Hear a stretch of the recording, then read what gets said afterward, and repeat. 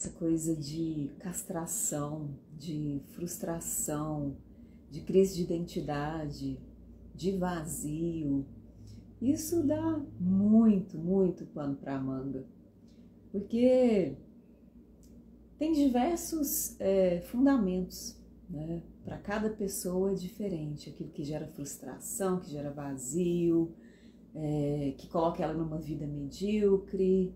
Então, para cada um é uma coisa. E o que eu acho mais lindo na psicanálise é o fato de que ela tem uma lente de que o indivíduo, ele é um ser único. Cada um tem o seu modo de lidar com seus próprios desejos, de lidar com aquilo que não gosta, de olhar a vida. E aí o que acaba nos adoecendo é justamente a tentativa de padronizar. Padronizar é altamente adoecedor.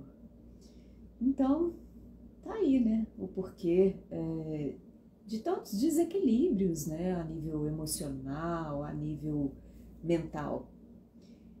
Porque é difícil sermos quem nós desejamos ser de fato dentro de uma sociedade que foi moldada, que segue modas, que segue ondas.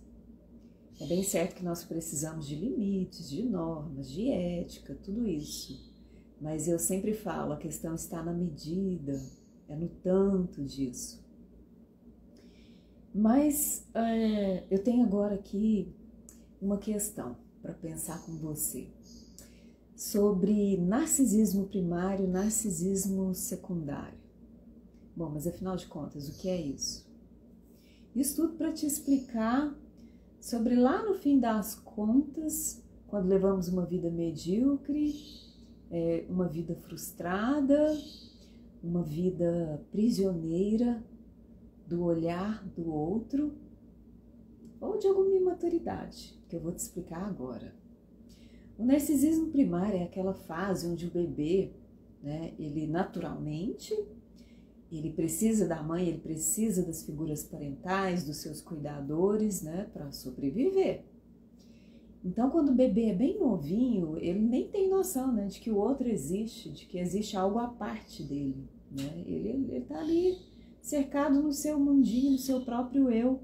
Aí Freud usa até a expressão, né, sua majestade o bebê, né? A majestade que é atendida prontamente em todas as suas necessidades e que precisa ser satisfeito em tudo. Então, nós nascemos, né, com isso. A nossa primeira experiência nesse mundo é essa, de sermos prontamente atendidos. Choramos e lá está a mãe, né? A gente faz uma caretinha, lá vem papai.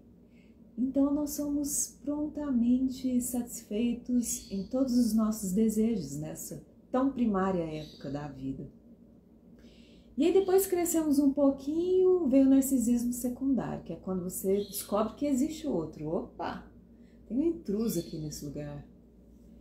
E aí a gente tem que começar a dividir espaço. E aí a mãe, o pai e outras figuras parentais e depois outras autoridades na escola, né, o governo e tudo mais, começa com a imposição de regras, isso é certo, isso é errado. E a gente é obrigada a olhar para o outro. E aí a questão tá, quando eu olho demais para o outro e esqueço de mim, o que vai acontecer? Vai desregular. Vai nascer um desequilíbrio aí, isso vai trazer consequências emocionais, comportamentais. Então, nós somos seres completamente contraditórios e ambíguos. Isso, de certo modo, eu acho bastante lindo, porque a gente tem essa oportunidade de desejar e odiar. Só que nos ensinam que temos que ser tão certinhos, que esse lado nosso agressivo, né, de, por exemplo, estou sentindo raiva e ponto, quer te odiar e ponto, isso é reprimido em nós. A maioria das pessoas, né, tem que recalcar esse conteúdo agressivo. Por causa da criação, né? Porque quer ser amada para o outro, porque quando a gente faz isso, sai lá do narcisismo primário, bebê, sua majestade bebê, e olha para o outro, aí a gente já começa a querer ser reconhecido pelo outro, a desejar o afeto do outro. E a gente passa a nos moldar segundo o outro. E acabamos que nessa caminhada, se ela é desregulada, se existe um excesso nisso, nos esquecemos de nós mesmos. Aí vem crise de identidade, um vazio que você busca preencher no outro. Você nem sabe que você sente tanto vazio porque é falta de si mesmo. E você pensa que é o outro, que é um desejo, que é uma conquista, que é um namoro, que é um casamento que vai te preencher. Mas como eu estava dizendo, nós somos seres ambíguos, por natureza, contraditórios. Agora eu amo, daqui a pouco eu odeio. Agora eu quero, amanhã eu não quero mais. Nós somos assim. E aí o que acontece? Nós crescemos muitas vezes, e aqui eu estou falando para quem teve desequilíbrio nessas áreas, tá? Quem teve pais suficientemente bons, eles têm uma boa autoestima, eles estão regulados, né? Tá tudo certo, tá tudo ok. Mas quem cresceu num lar disfuncional, quem não teve pais que foram realmente bons ali na infância, cresce com algum problema. Alguma coisa fica descompensada ali, desequilibra. E aí, então nós temos primeiro um olhar muito imaturo. Nós olhamos, e esse é um desejo universal, até para quem teve bons pais, para quem tem boa autoestima. De alguma forma, todos nós olhamos lá para trás e inconscientemente desejamos aquela era, a pequena era, aquele pequeno espaço de tempo da sua majestade, o bebê, de sermos prontamente atendidos em tudo. Tá, e carregamos isso, né? É por isso assim, a gente de conquista em conquista, a gente está insatisfeito. Aí outra coisa, né? Essa questão, né, do outro. E agora eu... Não que a gente não tenha que ser, né, reconhecido, não tenha que ter o afeto do outro, mas é a medida, eu sempre tenho que dizer, é a medida, o que está desregulado nisso é excessivo. Então, se está desregulado, aí eu começo muito a viver condicionada pelo outro, pelo pai, pela mãe, pelo filho, pelo marido, pela esposa, pelos amigos. Então, eu só tenho um olhar voltado para o outro, eu nem sei quem sou eu. Você sabe quais são os seus valores? Você responde agora rápido a essa pergunta? Porque se você não responder o que você permite, o que você não permite, o que você gosta, o que você não gosta, que tipo de gente que você deixa entrar na sua vida, você não se conhece, tá? Mas ok, aí a gente fica nessa ambiguidade, né? Quero voltar lá no reino da sua majestade o bebê, ou então preciso do reconhecimento e do afeto do outro. Então vou ser muito certinha, muito perfeita, vou andar na linha, não vou dizer não, não posso contrariar, sou perfeccionista. Na verdade, isso tudo é um poço de insegurança, autoestima baixa. Seu eu tá lá no chão, seu superego tá lá no céu, tá descompensado. E aí, o que acontece? Começam os conflitos, né? Eu tô buscando uma coisa, mas parece que eu nunca alcanço, eu não sei o que é, né?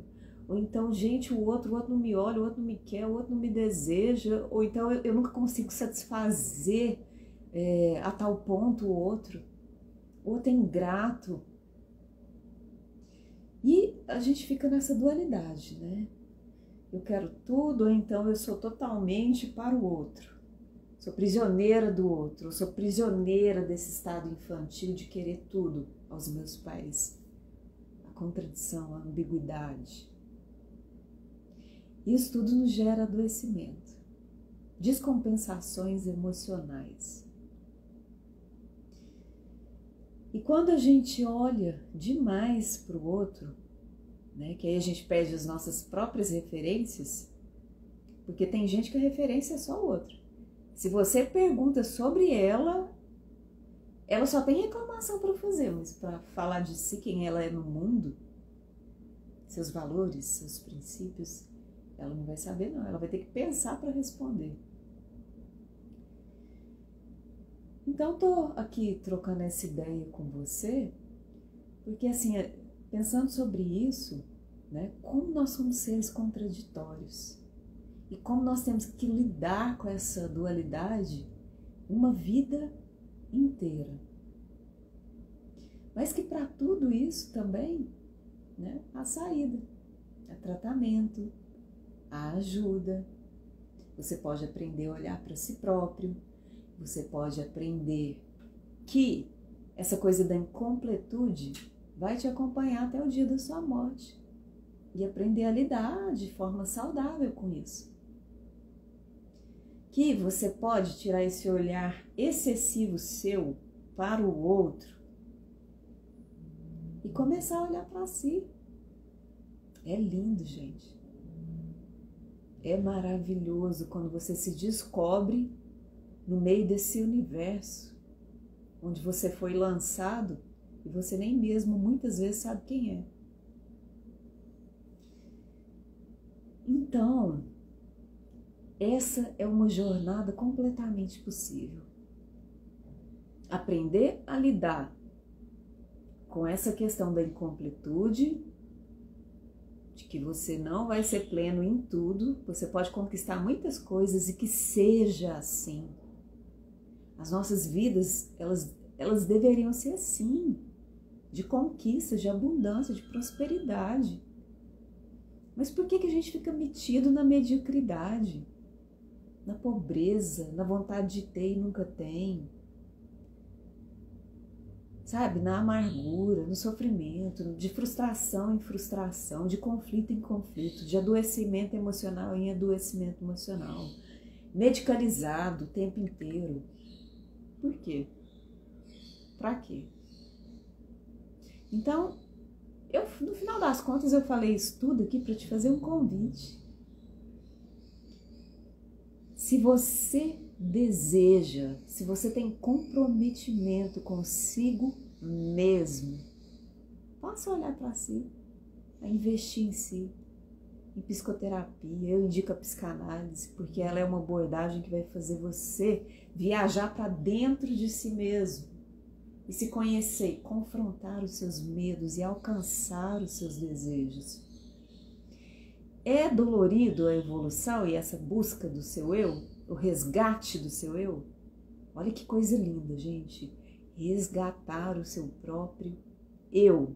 Não seja como folha seca ao vento. Resgata o seu eu. Por que você anda tão deprimido, deprimida? Tá, tem depressão, que aí é fisiológica? Tem sim, perfeitamente. Mas precisa de acompanhamento, precisa de medicalização, precisa. Mas e esse surto de depressão, que não tem esse fundo fisiológico ali, não é neurotransmissor, que, sabe, não tá faltando, é emocional, é por causa dos adoecimentos psíquicos, das dores, das frustrações, dos desejos não alcançados. Por quê? Então, é forte isso, o resgate do seu eu. Provavelmente, em breve, eu vou criar alguma coisa nesse sentido. O resgate do seu eu. Seja em artes visuais ou algum programa aqui para ajudar pessoas. O resgate do seu eu. Porque isso parece tão banal, né? Mas senta no consultório clínico e vai ouvir as pessoas. O tempo inteiro elas falam do outro, do outro, do outro, do outro, do outro. Mas e cadê você? Qual o seu papel nessa história? Qual o seu papel nesse mundo? Então, fica aqui, né, o convite. Você pode muito bem investir em si. Ah, Deusiane, mas é caro. Por um acaso foi barato você se manter até agora, onde você está? Investindo de forma ruim em você? De formas que não te levaram ao sucesso, à prosperidade, à abundância? Não foi caro? É caro sim, não vou mentir, não vou ser hipócrita. É caro sim investir em si. Psicoterapia, em análise, boa análise, mentorias, cursos de desenvolvimento pessoal, assim, que de qualidade, tá? Vamos lá no nível da qualidade.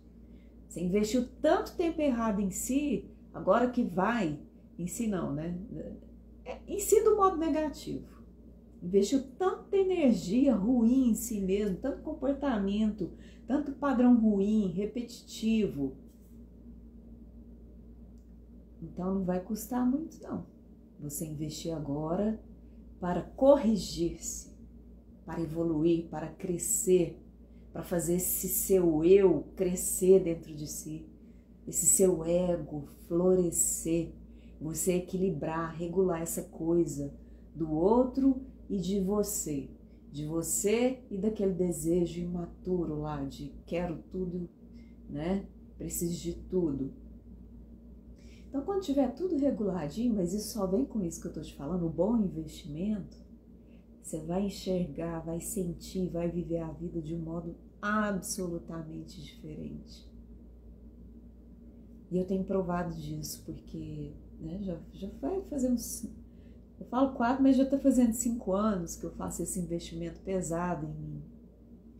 E assim, o que eu progredi de 5 anos para cá dói. Dói demais, gente. Você tem que fazer enfrentamentos muito complicados. Você tem que alcançar pontos assim que machucam. Você tem que mudar comportamento. Isso demanda muita energia, muita força de vontade. Mas se você quer sair desse lugar aí, insatisfatório, esse lugar de crise de identidade, de vazio, de uma vida constantemente sem sal, triste, há meios para isso.